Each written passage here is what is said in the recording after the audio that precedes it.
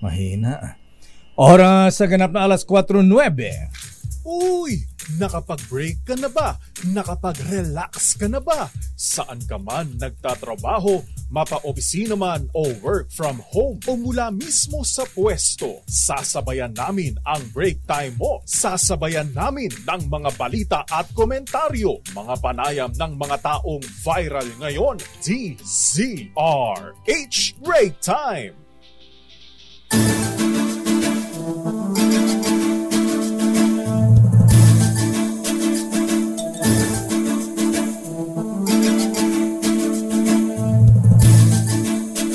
Magandang hapon, Pilipinas. Ako po si Deo Macalma. Ako naman Thea Petro Corpuz. At narito ang headlines ng ating mga balita ngayong araw ng Biyernes. Thank God it's a Friday. Bilis ng araw, lakay. Oo. TGIF. At narito ang headlines ng ating mga balita ngayong 18 ng buwan ng Enero. Teka, ba't 18, ha? Ngayon po ay 19 ng ini-atras pa, ho? Itong petsa mo, lakay. Gusto mo nga i-atras ang araw, ha? 19 na tayo ngayon, lakay Ray Sibayan. Sa ating mga headlines, naku mga misis, bad news. Singil sa kuryente, misis, tatas na ng 3 piso bawat kilowatt hour simula sa buwan ng Pebrero, ayon sa Energy Regulatory Commission. Bad news after bad news, lakay, dahil ang presyo naman ng diesel at gasolina namumurong tumaas na naman sa susunod na linggo. Ano bang pagbaba? Samantala, expanded petrochemical facility binuksan sa Batangas na pagmamay-ari ng pamilya Gokong Wei. Magbibigyan ng libu-libong trabaho hanap buhay ayon kay Pangulong Ferdinand Bongbong Marcos Jr. Hambalos ng shear line sa Mindanao, 10 ang patay, apektado ang halos 300,000 residente. Travel advisory ng Canada na delikadong bumiyahe sa Mindanao. Pinalagan ng National Security Council. Mga big winners sa Lotto Draw bubusisiing mabuti ng Senado, aalamin kung totoo bang kakilala ng PCSO.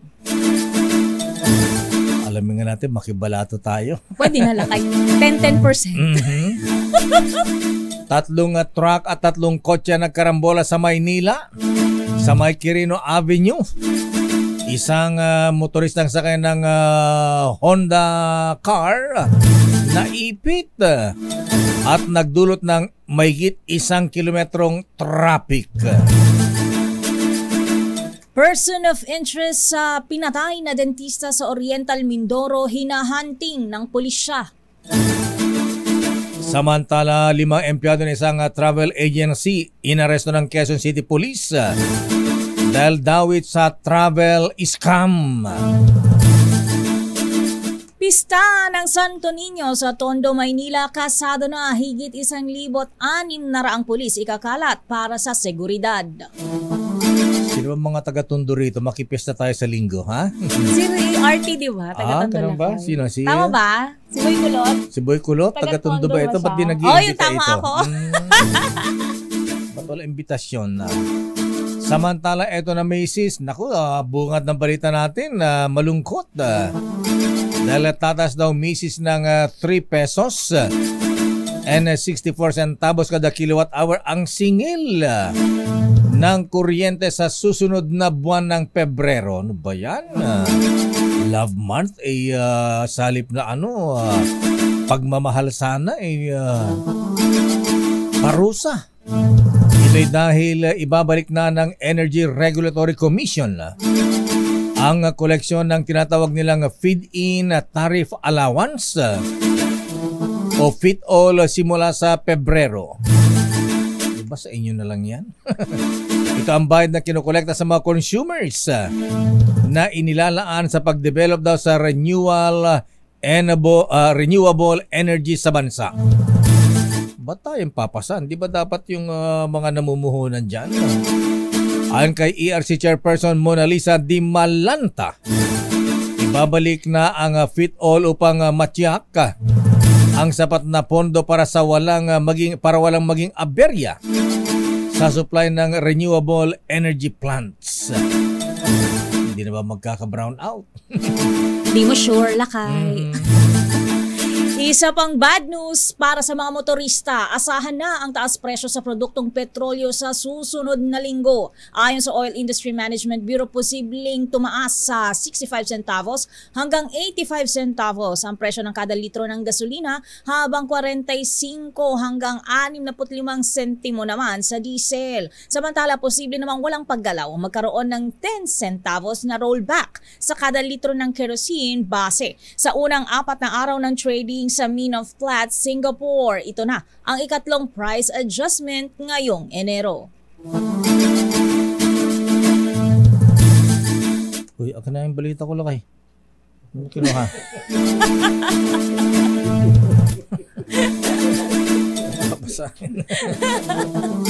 Samantala, abay magandang balita naman. Abay libu-libong trabaho ang maaring maibigay sa mga Pilipino sa binuksang expanded petrochemical sa Batangas. Ito ang pahayag ng Pangulong Bongbong Marcos sa inauguration ng JG Summit Olefins Expanded Manufacturing Facility, kung nasaan ang una at tanging naphtha cracker plant sa bansa. Ayon kay Pangulong Marcos, nasa mahigit 6,200 ang maaring mabigyan ng hanap buhay sa nasabing pagbubukas ng chemical company. Paliwanag naman ng Pangulo ng mga packaging para sa pagkain, damit, appliances, sasakyan at electronic gadgets ang ipuproduce ng nasabing manufacturing company na pagmamay-ari ng Gokongwei family. Samantala, nasamsam ng Naval Forces Western Mindanao ang 24.3 milyong pisong halaga ng smuggled na sigarilyo, petrolyo at ammonium nitrate sa magkakahiwalay na operasyon sa Sulu. Sa pakikipagtulungan ng Bureau of Customs, naharang ng Naval Task Force 61 ang 3 motor launches na sangkot sa mga iligal na aktibidad sa lugar. Kabilang sa mga nakumpiska ang 700 kahon ng tobacco products at mga iligal na baril na karga ng motor bank JFM na dadalhin umano sa Palawan. Samantala, naharang din ang ML Somewhere 5 na galing Palawan, kung saan nasabat ang higit 3 milyong pisong halaga ng undocumented petroleum products at 164 na sako ng ammonium nitrate. Bukod dito, naharang din ang ML Fatima Dania sa Basbas Island. Dala naman ang 100,000 litro ng petrolyo na mula sa Mapun, Tawi-Tawi. Kasalukuyang ng pinoproseso ng Philippine Navy ang mga sea vessel para sa pag-turnover ng mga cargo sa customs. Oras sa alas 4:17. Nagpato naman ng temporary suspension ang Department of Agriculture sa imported na sibuyas hanggang buwan ng Mayo. Ayon kay Agriculture Secretary Francisco Chu Laurel Jr., pansamantalang pinatigil ang importasyon upang maibsan ang pagbaba ng presyo ng sibuyas na dala ng umaapaw na supply. Sabi ni Secretary Laurel, bumagsak na ang farm gate prices ng sibuyas mula 50 hanggang 70 pesos kada kilo. At maaari pa man itong bumaba kung madagdagan pa ang supply sa Pebrero. Sa Nueva Ecija, kung saan kinabibilangan ng 97% ng produksyon ng sibuyas sa Luzon, nakapagtala na sila ng presyong hanggang 20 pesos kada kilo ng sibuyas. Samantala, namigay ng ayuda ang Department of Agriculture para sa mga magsasaka ng sibuyas na naapektuhan ng armyworm infestation sa Central Luzon. Sa pahayag ng DA, nagbigay na ng tulong pinansyal maging material aid gaya ng onion seeds at insecticides ang ahensya sa mga magsasaka. Ayon sa ahensya, nasa 366 mula sa 10,217 hectares ng onion crops ang nasira ng mga armyworms. Kabilang ang Bongabon, Talavera, Palayan City at Nueva Ecija, Anao at San Manuel sa Tarlac sa mga naapektuhan ng naturang peste. Babalikan po natin ang pang detalye ng ating mga balita. Senator Jinggoy Estrada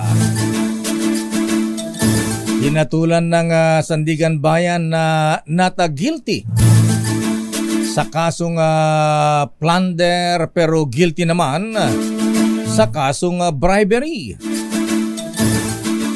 Samantala, mga big winners sa Lotto Draw, bubuhisiing mabuti ng Senado. Alamin daw kung totoo bang kakilala ng mga taga-PCSO ang mga winners. Sabi naman ng PCSO, ibibigyan nila ang listahan. Pero kailangan daw ng subpoena. Samantala, person of interest sa pinatay na dentista sa Oriental Mindoro abay hinahanting na ng pulisya. At para po sa mga biktima ng travel scam, ayan, maraming na biktima rito, ha? 5 empleyado na isang travel agency inaresto ng Quezon City Police dahil sangkot pala sila sa travel scam. Uy, makipista tayo bukas ay sa Linggo. Viva Santo Niño! Ayan, yan yung lakay, di ba? Viva Santo Niño! Ayan. May mga ati-atihan dito. Ayan. Pista ng Santo Niño sa Tondo, Maynila, kasado na. Higit 1,600 pulis ikakalat para sa seguridad. Dati-dati, buti nga't nawala na yan. Tuwing piyesta sa Tondo ng araw, Miss Teya, may napapatay. No, parang alay, ganyan. Di ba, pagka mapunta ka doon, dayo Matsitsempo ka, lang. wala kang kakilala doon. Ay din na sinasaksak, binabaril, Pagtitripa. Ganun yan nung araw. Ha? Ang detalye po na mabalitang yan sa ating pagbabalik sa ating palatuntunang Break Time. RH Break Time. Oras sa Doktora Isa Suntay, Doktora Bengli at Doktora Lina Laureta, Doktor Alan Racho. Puro mga doktor yan, ha? Oras ganap na alas 4:21. Break Time. Oras sa Miss Teya. Ganap ng 27 minuto makalipas ang alas 4. Oras na para interviewin natin ang spokesperson ng Meralco, si Ginoong Joe Saldariaga. Alamin nga natin, Mrs., ba't magkakaroon ng power rate increase? Mr. Joe Saldariaga, sir, magandang hapon po sa inyo. Joe. Hi, Joe. Good afternoon. Manabay, what's Joe? Joe Saldariaga. Nasaan ka, Mr. Joe? Joe Saldariaga Pangilinan. Ayan. Okay, iba na. Pamangkin to ni Bossing Manny B. Pangilinan. Aya? Mr. Joe Saldariaga. Awanon. Babalikan natin ang spokesman ng Meralco, mga misis. Absuelto sa kasong plunder si Senator Jinggoy Estrada hinggil sa Priority Development Assistance Fund o yung tinatawag noon na PDAF scam. Batay sa hatol ng Sandigan Bayan 5th Division, guilty si Senator Jinggoy sa isang pero guilty si Senator Jinggoy Estrada sa isang count ng kasong direct bribery at 2 counts ng indirect bribery. Pero siya ay absuelto sa kasong plunder na kinabibilangan din noon ni dating Senador Juan Ponce Enrile at Senator Bong Revilla na naabsuelto rin sa kasong plunder. Batay sa 396 pages na desisyon ng Sandigan Bayan, ang kapal ano ha? At kulang-kulang ang detalye mo, Miss Aliyah, ha? Mula 8 hanggang 9 na taon at 4 na buwan ang hatol na pagkakulong sa kasong direct bribery. Habang 2 hanggang 3 taon naman at 6 na buwang kulong para sa indirect bribery. Si Senator, ang kasong bribery ay sinasabing bailable, pero hindi pa binanggit ng Sandigan Bayan kung magkano ang inirekomendang bail ng Senator Jinggoy para siya ay pansamantalang makalaya. Sa kabilang dako ay hinatulan naman ng guilty ng Sandigan Bayan ang co-accused si Senator Jinggoy na si Janet Lima Napoles sa 5 counts ng kasong corruption of public officials. Mula 8 hanggang 10 taong kulong ang ipinataw kay Janet Napoles at pinagbabayad na mahigit na 29 million pesos bilang indemnity o kaya ay bayad pinsala.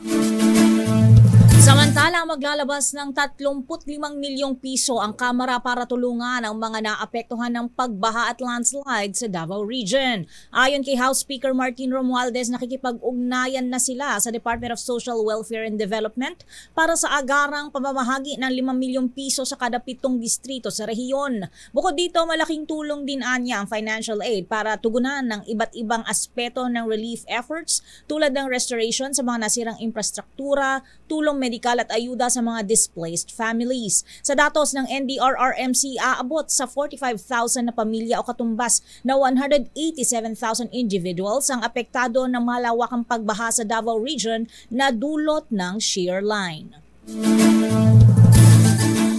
Manang Bing Adalin, abay Mama Rona Naidas at Ami Batcho, kumusta ang Davao City ngayon? Umuulan pa rin po ba at may mga baha pa rin? Andyan na ba si Joe Saldarriaga? Andyan na, ha? Ang tagapagmana ni MVP sa Meralco. Sana all lakay. Nasa ating linya ng mga misis ang spokesperson ng Meralco, Mr. Joe Saldarriaga. Mr. Joe, magandang hapon po sa inyo. Magandang hapon sa iyo, kaibigan Dea Lakay at DNDK Tea at sa inyong mga tagapakinig. Medyo ninenervous ako dun sa intro mo pero... Iba, ayaw mo maging tagapagmana ni Bossing Manny B. Pangilinan? Alam mo, tayo'y tagapaglingkod lang, Lakay. Tuloy-tuloy lang yung lumaw natin sa Meralco at harinawa mairaos natin. Siguro pagka napamanakan ni Bossing MVP ng 10 poste man lang na Meralco, ha? Ayan. Magkano na kaya ang halaga niyan? Pero Joe, ayan, kidding aside, bakit naman ang laki yata ng itataas ng singil sa kuryente sa pagdating ng February? 3 pesos mahigit na. Hindi, Lakay, clarify ko yan. Ito yata yung binabanggit mo, yung huling resolution ng regulator na nilift na yung suspension dun sa pangungulekta. Hindi ko lang tiyak kung kami lang ito o nationwide.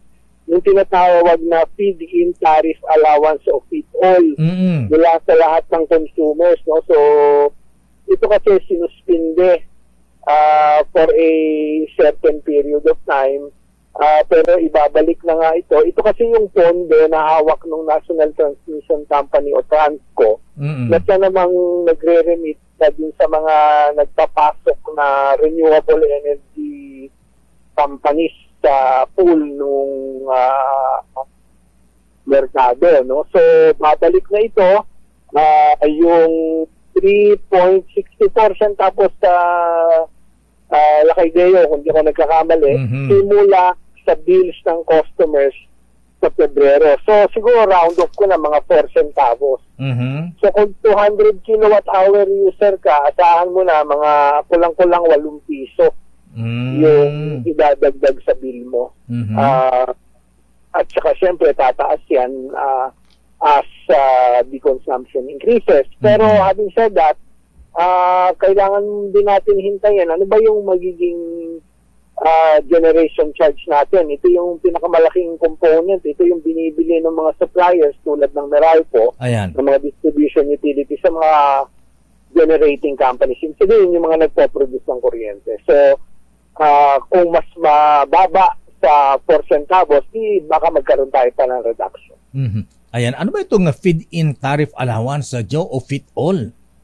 Ano ba ibig sabihin nito? Support ito, Lakay, dun sa mga producers nung tinatawag na renewable energy. So, solar, wind, etc. Ito yung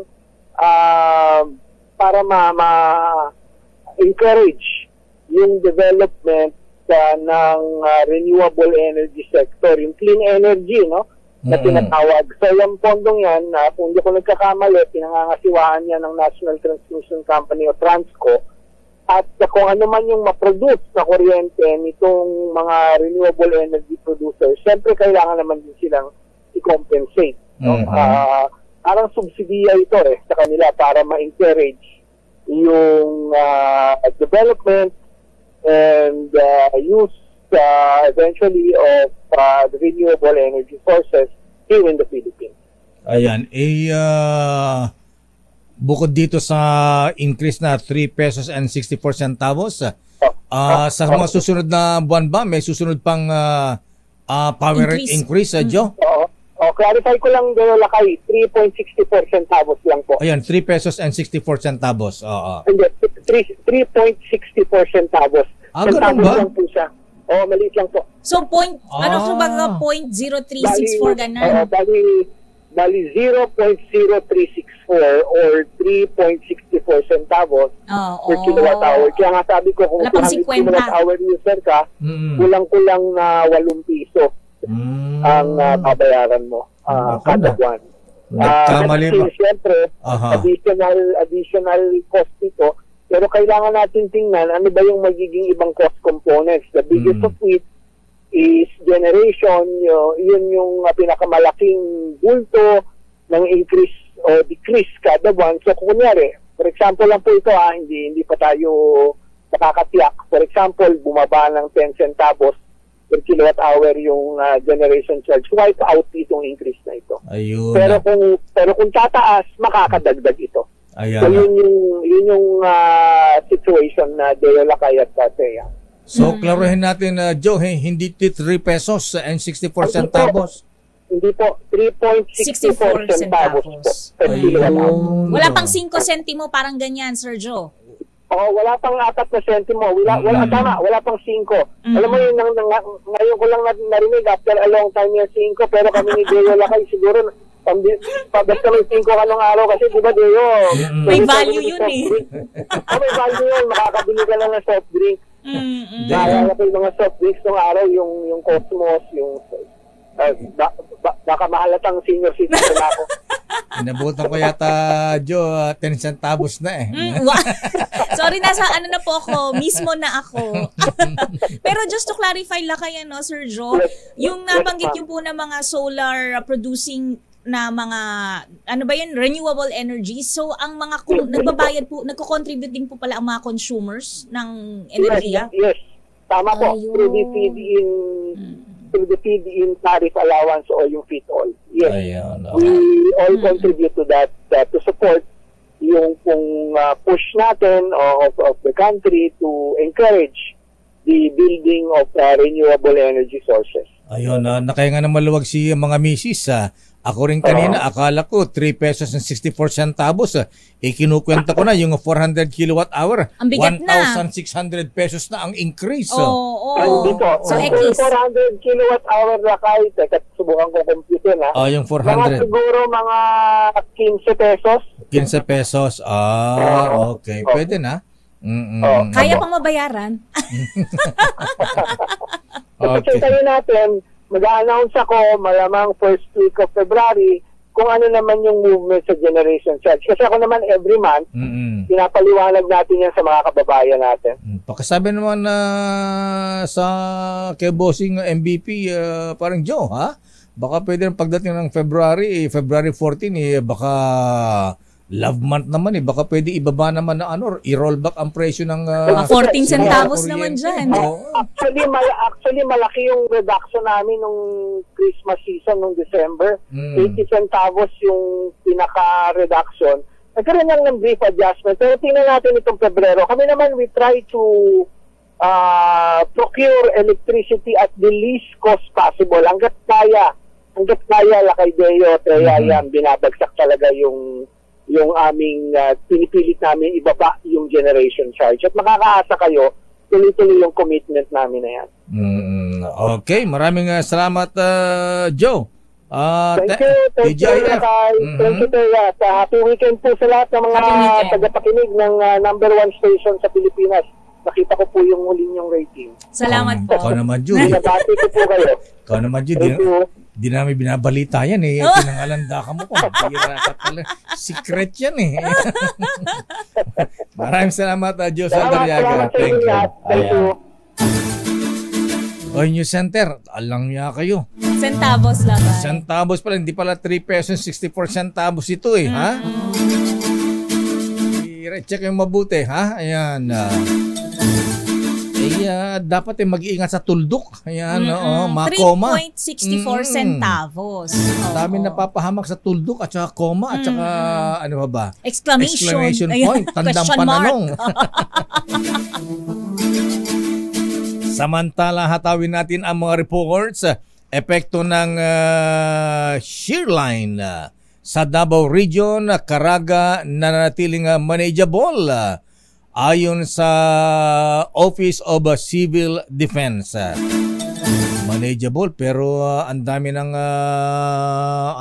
ilan na ang namatay doon at saka grabe yung pinsala ng baha. RS number 52, Edniel Parrosa, please come in. Edniel. Lakay, tinawag na manageable ng Office of Civil Defense sa regional at local levels ang nararanasang lapay ng sea line sa kabila ng mga bahat paguho ng lupang nakaapekto sa libo-libo katao. Ayon sa OCD, 70,862 families, katumbas na higit 270,000 individuals ang sinasalamta ngayon ng mga pagwalan sa Davao Region at Caraga. Sinasabing di lang 9,984 na pamilya na ang nagsilikas kung saan higit 4,000 mga nasa evacuation center nga sa mga oras na ito. Hanggang kahapon, 7 yung napaulap na patay, isabing epekto ng sea line, habang 2 naman ang sugatan. At ngayong araw, hindi pa rin matukoy ng OCD ang bilang ng mga nawawala o patuloy pang hinahanap.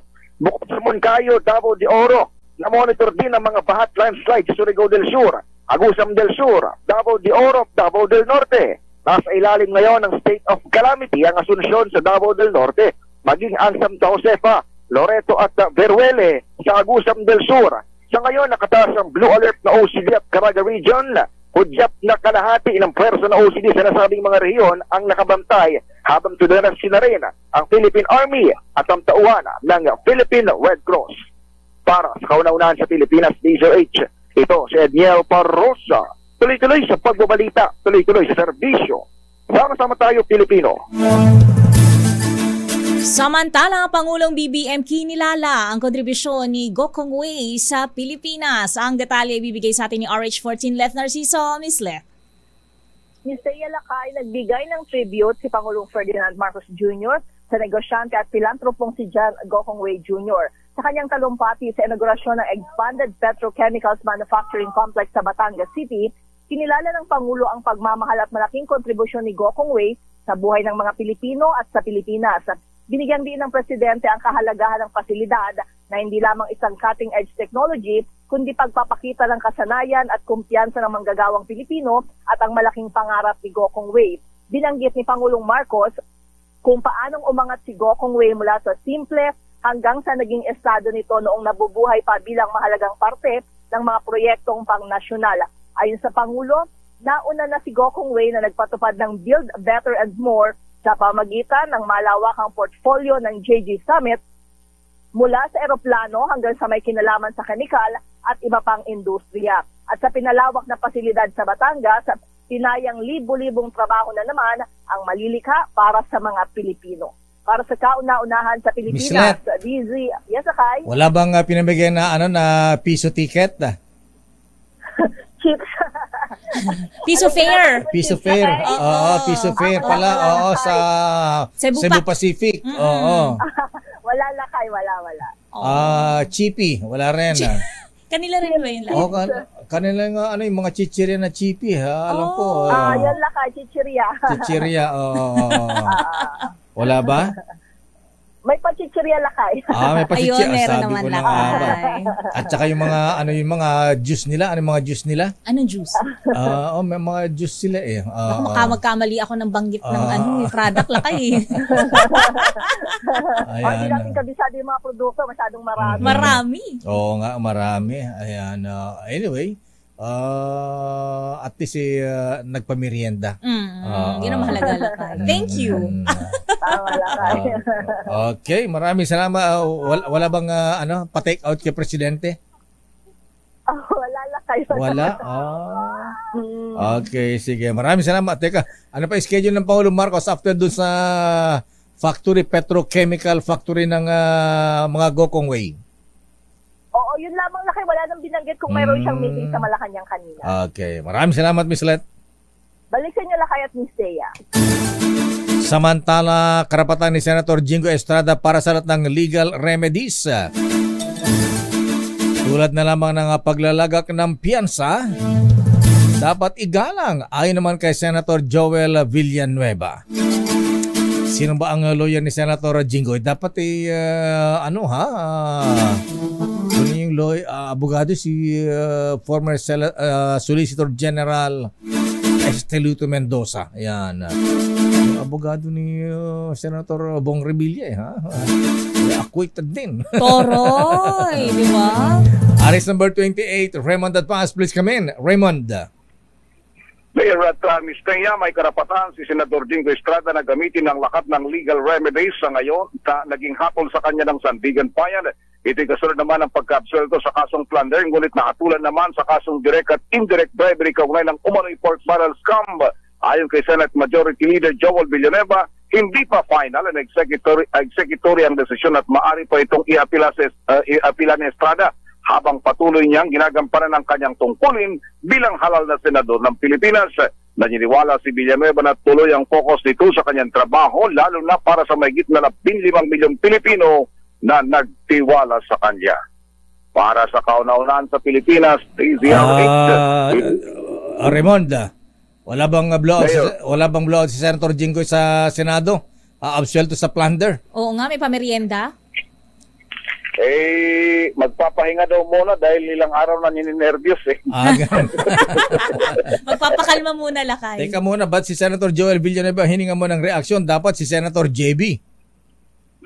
Hindi, meron na, Mayor. Anong sabi ni Utol? Senator, si Brother JV. Dapat daw respetuhin yung desisyon ng Sandigan Bayan at meron namang legal remedy yung kanyang kapatid. Sa dulo, sabi niya, ipinapanalangin niya yung kanyang kapatid at pamilya nito dito sa kanyang pinagdadaanan na Mayor. Okay. Magkatabi ba sila ng upuan sa Senado? Seatmate ba sila? Hindi. Hindi ba? Paano ba arrangement dyan sa upuan? Alphabetical arrange according to height? According to weight? According to weight. Okay. Maraming salamat, Raymond. Ayan. Balik sa inyo, Mayor at Ms. Thea. Maraming salamat, Raymond at Paz mula sa Senado. At ayun, maraming salamat, Kuya Jun Kikoy. Sito pala. Teka, Sito. Okay. Sito ba? Sa mga Gokong iba itong URC Sito? ba yan, Lakay? URC. Di ba kay Kapitan Lucio tayo itong Sito, Kuya Jun Kikoy? Alam ko, ang kape nila, great taste . Ayan, oo. Diba may basketball team pa sila nung araw? Great Taste. Hindi ko na inabot lang kay pasensya na. Pasintabi po. Sige, tawagin mo na si Milky. Kamara plano pag-isahin na lang ang mga batas para sa diskwento at iba pang benepisyo para sa mga senior citizen, PWDs at solo parents. Ang detalye atin sa atin ni RH12, Milky Rigonan. Manang Milky. Nakayateya, pag-aaralan ng Kamara ang pagbubuo ng isang komprehensibong batas. Kapag ibigay ng diskwento sa mga senior citizen, person with disability, maging sa mga solo parent. Kasunod dito ng hearing ng House Committee on Ways and Means dahil sa mga reklamo na nilalabag at hindi sinusunod ang 20% discount at 12% VAT exemption sa naturang sektor. Ayon kay Congressman Joey Salceda, ang chairman ng komite, mas makabubuting pag-isahin na lang ang mga batas na sumasakop sa benepisyo at pribilehiyo ng senior citizens, PWDs at solo parents. Ilan sa mga reklamo na lumutang sa hearing ay hindi tamang nakasaob ng discount sa mga establishmento na nag-offer ng promo. Paliwanag ni Salceda, kahit nakapromo, dapat kilalanin pa rin ang diskwento para sa mga senior at PWDs. Sa hearing, nirekomenda na dapat maisama sa diskwento sa online shopping at dapat hindi nagpipresenta ng discount booklet, lalo na sa mga binibining mga gamot. Samantala sa susunod na hearing, ipapatawag ang mga kinatawa naman ng malalaking shopping mall para sa panukalang discount sa parking fee at sa paniglakay ng MMDA para naman sa posibleng exemption ng seniors at PWD sa number coding scheme. Maganda yung sa shopping mall na kapag senior citizen daw lakay, dapat bukod sa meron silang special, usually may mga special parking, di ba, for disabled senior citizen, dapat may diskwento rin daw, Teya, yung mga senior citizen na nagpupunta sa mga mall. Alam ko sa Makati, ayan, libre yata parking ang mga senior citizens. At saka libre rin sa number coding. Sa QC Lakay, libre parking din sila. Baka sana lahat na. Sana all. True. Okay. Maraming salamat, Manang Milky. Ano yung... para sa tama ba? Ayan, tama. Sabi ni Widen Rodriguez at saka si Kuya Jun Kikoy, umiinom daw siya ng Sito, ang tatak URC. So Gokong Way. Ayan. Ang Sito Lakay ay Universal Rubino Corporation. Okay. URC. Sa mga Gokong Way yan, Lakay. Anong drinks ng kay Kapitan Luciutan? Gin Kapitan. Tanduhay. Hindi wala. Baka, beer na beer. Ano malakay? Baka Fundador Super Special. Aglala ko na. Maraming salamat, Manang Milky. Ayan, Lakay. Nag-text si Miss Viv, si Malu at si Resty. Salamat daw sa pagplano at pag-promote ng Sito ng URC. Gano'n ba? Baka naman. Parang nakalimutan ko na ang lasa eh. Pagkasabi kay... yung mga flavors, maraming variants yan, Lakay, di ba? Pagkasabi kay Viv tsaka kay Resty, parang di ko na alam ang lasa ng Sito. We need to be refreshed. Sabihin natin kay Resty at kay Miss Viv, maging kay Malu, na dapat matikman mo uli ang Sito kayong dalawa ni Thea. At saka yung itinutulak, chippy ba yun? Ano bang chichirya nila? Ay, kung may panulak, may pambara. Ano ba yung mga pambara? Ayan. Lahat ng Jack and Jill products. Ayun, Jack and Jill. Nalimut na rin namin. Kailangan namin ma-refresh ulit. Parang nakalimutan natin yung lasa na medyo maalat-alat. Maraming salamat, Manang Milky. Happy weekend, Lakay at Thea. Balik sa inyong dalawa. TGIF, Mr. Resty Perez, Viv, Singson. At kay gusto ko maging ninong ito eh. Sino Lakay? Lance Gokong Way. Manuhan natin yan. Mano po, ninong. Standby, Christian Manyo. Standby, Val Gonzalez. Standby, Miss Alekato Defort sa ating balitang showbiz. 500,000 pesos na talent fee ni Ian Veneracion. Trending sa social media. Wow. Kalahating milyon. Wow. Sana all. Pero sa mga kalibre ni Ian na Veneracion, maliit ba yung kalahating milyon o malaki na yan? Kung ako tatanungin, Lakay, pwede na. Reasonable. Akala ko payat na. Pero kung matatalsikan ako ng pawis, baka pwede pang taasan. Ganun ba? Kung tatalon sa building, o kaya ay tatalon sa na ako yung sasalo? Na ako yung sasalo? Ayan, puro love story yata ito eh. Si Ian na Veneracion. Puro ano ba yan? Action, lakay. May action din ba yan? Okay. Dapat itapat kay Batang Quiapo. Ayan. Parang siya yung Batang Quiapo nung kapanahunan niya. Ganun ba? Wala sa talent ni Senator Lito-Lito Lapid-Lapid. Ha? Oo. Tumatanginti ng milyones yan. Standby Aliyah, standby Valley, standby Christian Manyo. Oras sa Mistea. 7 minuto bago mag-alas 5.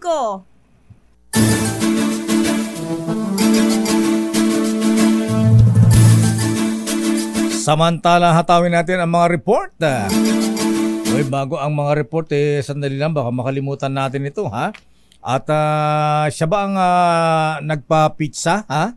Ayan, ito mga graduating na practicumers natin. Kaya pala may nangangamoy. Sina Ellen, sino ba? O itong si birthday girl, ha? Sister L. Ayan, happy birthday Sister L. Miss Elena Apit. At Jomay Paroco, happy birthday. Ala ba tayo dyan? Hindi naman Ilocano ang mga ito, di ba? Lakay, happy birthday din. Pinapabati ni Sir Florante Rosales, si Sino? Manang Baby Elemento ng Barangay Poblasyon ng Masinloc, Zambales. Executive Assistant ni Mayor Senyang Lim. Pabati rin daw ng happy birthday kay Mirna Dakanay ng Pasig City sa January 22. Ayan, sa Lunes. batiin din natin itong kapitbahay natin na di pa nag-iimbita, ha? Ayan. Ang flag officer in command, ang commandant ng Philippine Navy, Vice Admiral Toribio June Adasi. Ayan, Admiral June, ha? Ala ba tayo dyan? Ayan, binabati ni Vice Admiral Bordado. At happy birthday din kay Kuyang Francis Fajardo, Executive Director ng Emergency 911 ng DILG. Binabati ni Noble Arman Alcala. Happy birthday pa kay Ateng Rosalinda Go ng Cotabato City. Wow! Umuwi pa ng from Montreal, Canada para mag-celebrate ng birthday sa Cotabato. Galing. Big time. At congrats nga pala sa mga brethren natin sa Kutang Bato Masonic Class number 110 sa kanilang 90th anniversary ngayon. Sabi ni Kuyang Robin Go. Happy birthday pa kay Mr. Henry Lusanes at ng Sandigan 82 at get well soon kay Mr. George Corpus. Happy birthday pa kay Mr. Fort Revillas. Revillas talaga? Plural? Ayan. May S Ayan. Revillas talaga. Ayan. At congratulations kay Mr. Robert Yap. Cavalier Awardee for Private Enterprise. Wow, congratulations Mr. Robert Yap. At happy birthday pa kay Kuyang Jing Langomes, Kuyang Jervirgil Garcia, at Kuyang Mayor Jess Galano, ang incoming Worshipful Master ng Lawag Citylands number 71. Sa ating mga report sa pangunguna ng pangungunahan. Pangunguna lakay. Ano? Pangunguna. Pangunguna ng National Capital Region sa may pinakamabigat na daloy ng trapiko sa buong mundo. Wow. Tingnan mo yan. Tinalo na natin ang Vietnam at Thailand. Dati Thailand ang pinakagrabe na matraffic noong araw eh. Challenge daw para sa Department of Transportation. MMDA gumagawa naman ng panandalian at pangmahabang solusyon. May solusyon sila dyan eh, ha? Ideklarang kulurum ang mga jeepney drivers, mga jeepneys, ha? Na hindi kasama sa modernization program. Modernization tsaka franchise consolidation. Christian Manyo, please come in. Christian.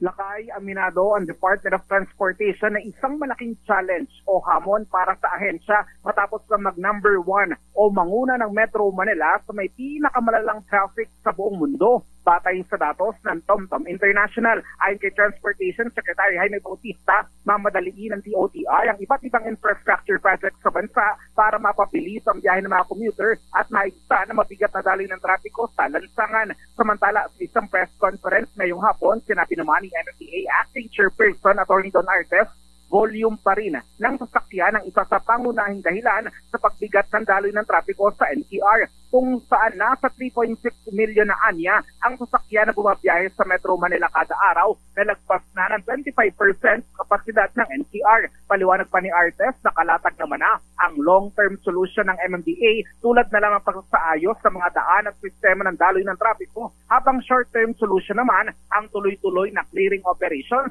para mapaluwag ang mga lansangan. Para sa kauna-unahan sa Pilipinas, DTRH, ito si Christian Manio, tuloy-tuloy sa pagbabalita, tuloy-tuloy sa serbisyo, sama-sama tayo Pilipino.